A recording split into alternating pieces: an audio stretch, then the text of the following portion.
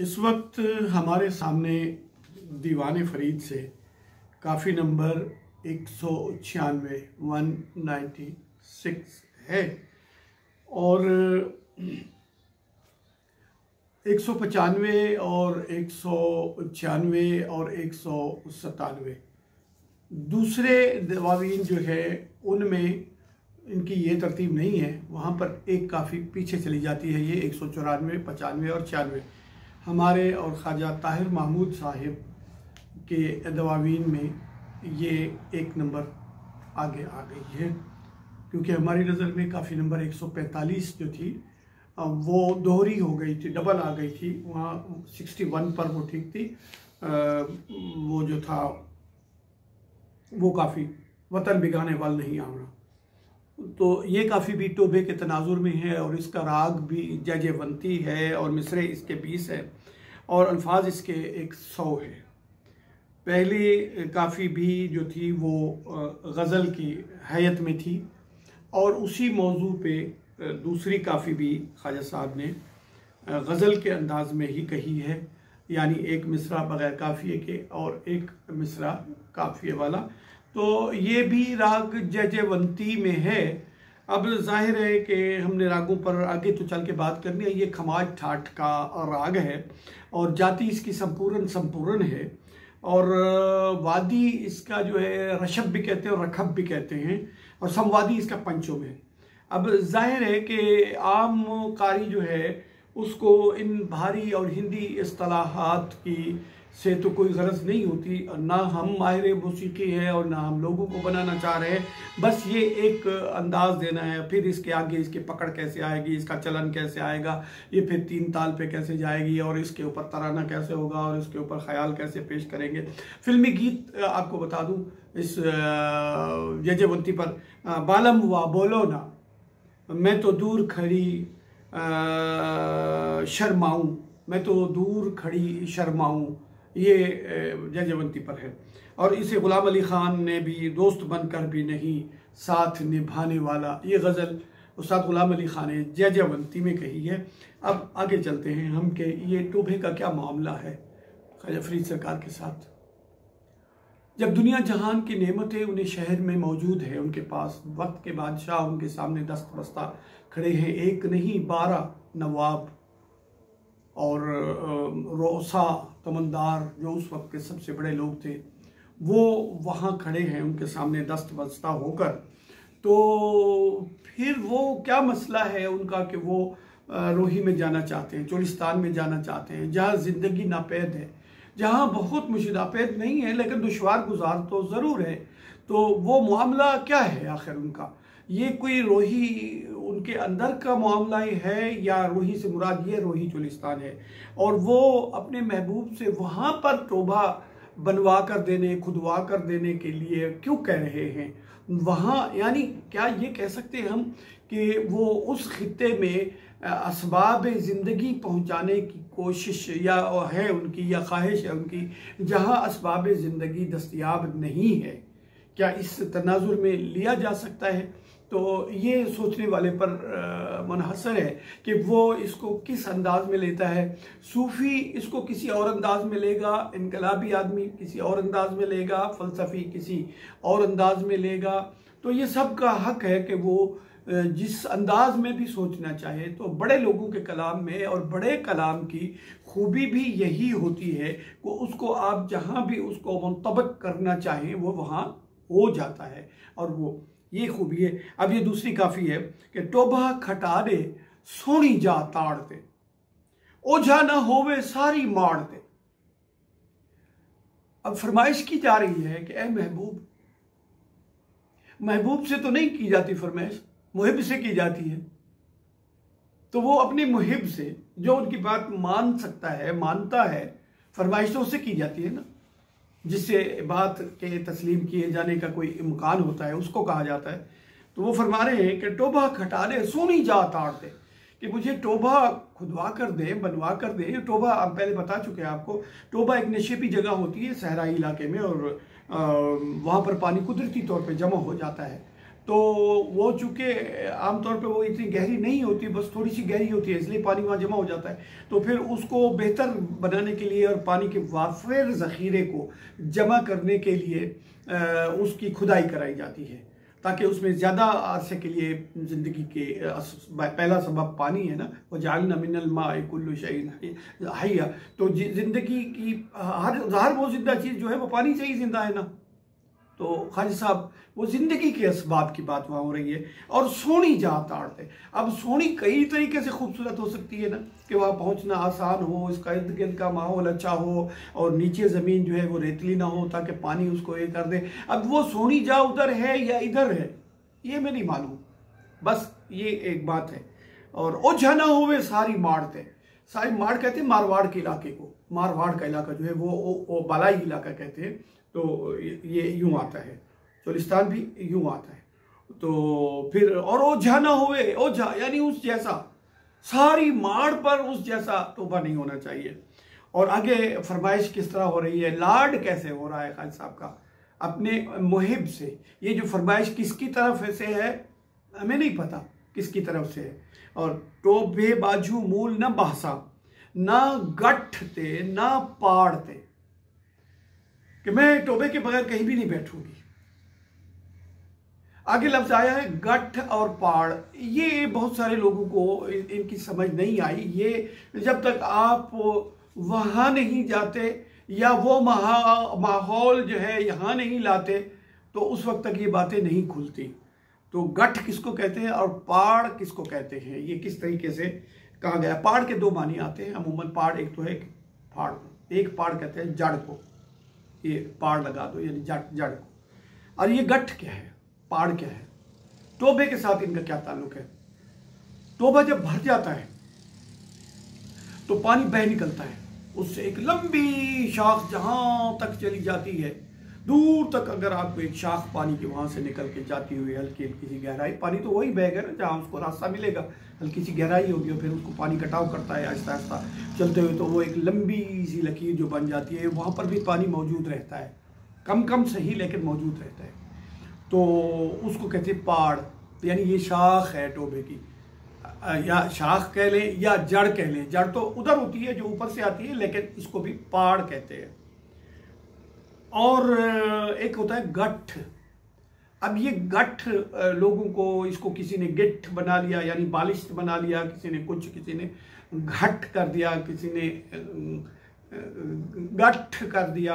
नहीं, ये गठ भी नहीं है, ये गठ है, पूरी गाफ है और ठे है, गठ। गठ कहते हैं कि जब ये एक पाड़ बनती है, एक लंबी शाख बनती है, तो रास्ते में जहाँ भी उसे कहीं नर्म मिट्टी मिल जाती है, चलता हुआ पानी उस जगह को उखाड़ना और खोदना शुरू कर देता है और वहाँ पर एक बड़ा सारा एक गिरा सी बन जाती है, वहाँ पर पानी की एक मिकदार जमा होती है।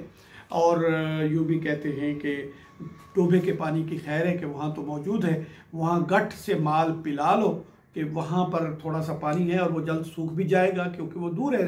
तो वो गठ उस जगह को कहते हैं जो इस तरह से बन जाती है। एक शाख यूँ आ रही है, रास्ते में एक नरम मिट्टी मिल गई तो पानी ने उसको उखाड़ लिया और बड़ी सारी जगह को घेर लिया, उसको कहते हैं गठ। वो ज़ख़ीरा आब है, वो भी छोटा सा ज़ख़ीरा आब है। ना गठते ना पाड़ते। अब मैंने टोबे के बगैर नहीं रहना, बाजू उसके बगैर, मूल बिल्कुल मैंने टोबे के बगैर नहीं रहना, नहीं बैठना किसी भी और जगह पर।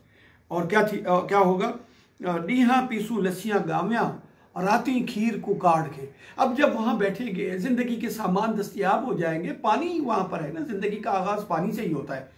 तो फिर जब पानी वहाँ दस्तयाब होगा और माल सैराब होगा और घास वाफिर होगा और दूध दस्तयाब रहेगा हमें, तो फिर उस दूध के जो इस्तेमाल हैं, या तो उससे हम लस्सी बनाएंगे, मक्खन बनाएंगे, घी बनाएंगे और रात को पीने के लिए दूध जैसी नेमत जो है वो दस्तयाब होगी। अब ये लाखों सालों में इंसान ने, ये लाखों बरस में इंसान ने ये सीखा है कि उसने लस्सी तो सुबह के टाइम पे पीनी है और दिन के वक्त में पीनी है और दोपहर तक पीनी है, शाम को लस्सी नहीं पी जाती, रात को भी नहीं पी जाती। ऐसा क्यों है, ये इंसान ने लाखों बरस में सीखा होगा कि ये हम फिजिकल बातें कर रहे हैं जो है इस तरह से। अब इसके रूहानी मानवीयत क्या है इसकी, वो तो ज़ाहिर है हमारा डोमेन नहीं है ना। वो तो हम नहीं कह सकते कि इसके पीछे इस तोबा क्या है और इसके पीछे मानवियत क्या है और फरमाइश किससे हो रही है, और वहाँ पर तोबा बनवाने। फिर आगे चलते हैं। तौबिन सांवल अग अड़ेसा चोला बोछड़ पाड़ते। अब ये भी बात साथ ही आ गई कि सिर्फ तोबा ही नहीं चाहिए, पानी भी नहीं चाहिए, आप भी चाहिए हमें। आपके बगैर जो है ना, सुन ले, फिर वो कहा भी जा रहा है, एक धमकी भी दी जा रही है साथ ही साथ कि आपके बगैर मैंने टोबे पर भी नहीं बैठना, अगर आप वहां ना हुए तो फिर मैं क्या करूंगी। सांवल ए मेरे महबूबे मलीह, मैं आग में झोंक दूंगी अपने कुर्ते को और दुपट्टे को पाड़ चीर कर। ये पाड़ दूसरी दफा इस्तेमाल में, वहां जड़ के और उसके माने में आया और यहाँ पाड़ फाड़ने से आया। तो ए महबूब आप सुन लो, एक धमकी दी जा रही है, एक वो किया लाड किया जा रहा है कि अगर आप ना हुए तो मैंने फिर पानी को क्या करना है। ये सब कुछ चाहिए, एक पैकेज है मुकम्मल, आप भी साथ चाहिए। चोला पोषण पर और जेना औसे तू वल झोंका लडसू झूप पड़ साड़ते। और महबूब ये सुन लो, अगर हमने वहां ठिकाने भी बना लिए, बैठ भी गए, पानी भी दस्तयाब हो गया, बाकी माल खुशहाल सब कुछ हो गया, लेकिन आप हमें दस्तयाब ना हुए, अगर आप वहां ना हुए तो फिर क्या होगा। जेना उसे तू वल झोंका, अगर तुम वापस अपने घर की तरफ और उस तरफ वापस नहीं आए तो फिर देखना, तो हम वहां से नकल मकानी करके और लाग लगा देंगे हम। ये लफ्ज झूपड़ है, इसे जूफड़ लिखा है कुछ लोगों ने, वो भी एक तलफ़ुज़ ठीक है, लेकिन वहां पर वाज़ेह तलफ़ुज़ जो है वो जूफड़, जो झूपड़ है, झूपड़ झोपड़ी से है, और वो है जेना औसे तू वल झोंका लडसू झूपड़ साड़ते। और झूपड़ जोड़ बड़े सू खिप दे थल दी साफ पसाड़ते। झूपड़ जोड़ बड़े सू खिप दे, हम वहाँ पर खिप की जो झाड़ियाँ हैं वो उसमें लंबी लंबी ऐसी तीलियाँ हैं, तो फिर उसको ऐसे करके झूपड़, एक गोपा कहते हैं उसको, झूपड़ भी कहते हैं, गोपा भी कहते हैं, चवरा भी कहते हैं उसको, तो वो हम वहाँ पर जो बनाएंगे।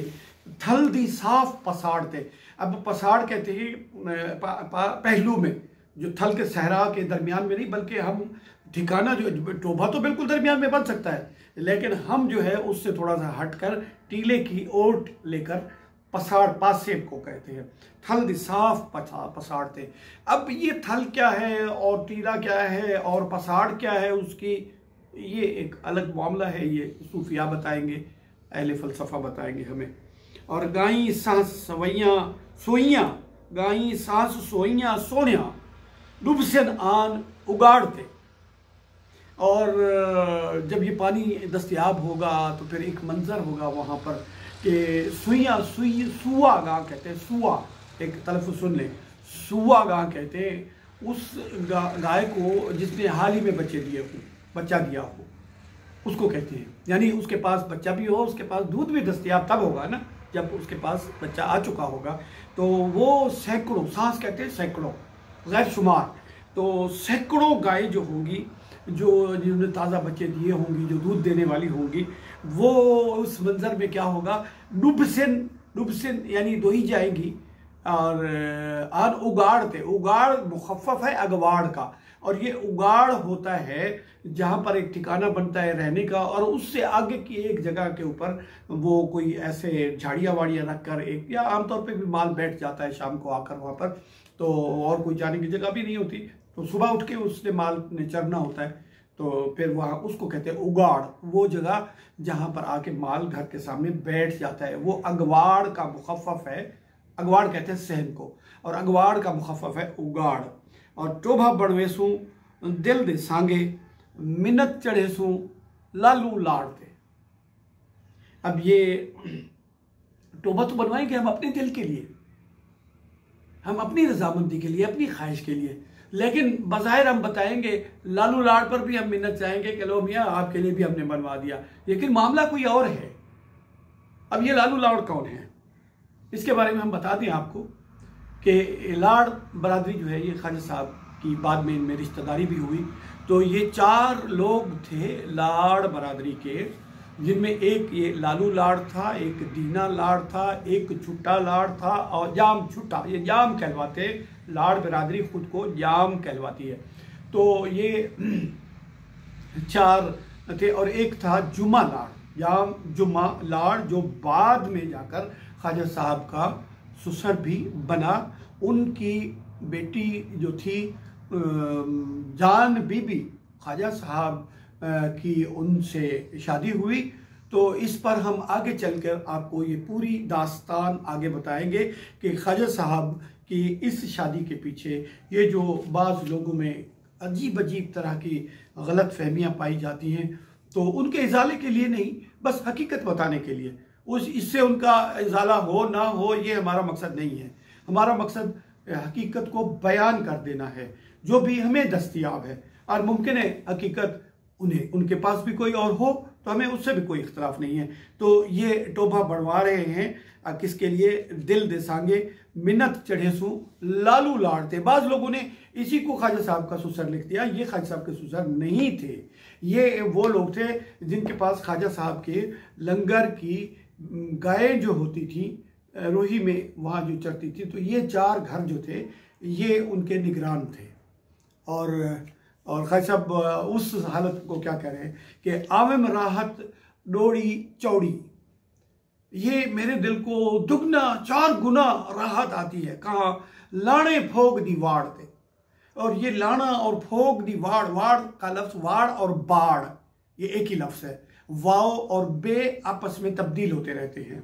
जैसे मैं वैर कह दूं या बैर कह दूं, वीर कह दूं या बीर कह दूं, बचन कह दूं या वचन कह दूं, वेद कह दूं या वेद कह दूं, इस तरह ये वाव और बे आपस में सिंधी सराइकी हिंदी में आपस में ये तब्दील होते रहते हैं कि वो जगह जहाँ पर वो लाने फोग की वाड़ है, मुझे वहाँ राहत आती है। और कितनी आती है? दोहरी आती है, 4 गुना आती है। तो इस तरीके से आखिरी शेर की तरफ हम जा रहे हैं। फराह फरीद नू रोज़ सवाई सुन बर सख्त उजाड़ते। अब ये इस राज को और बड़ा करके सामने ख्वाजा साहब ले आए हैं कि जहाँ इर्द गिर्द में शून्य है, शून्य यानी वीराना है, बर है यानी खुशकी है, और उजाड़ इलाका है, और वहाँ ख्वाजा साहब को दोहरी चौड़ी फरहत आती है। क्यों आती है? ये सवाल है कि इस तरह ये काफ़ी नंबर 196 अपने खूबसूरत इख्तिताम तक पहुँचती है।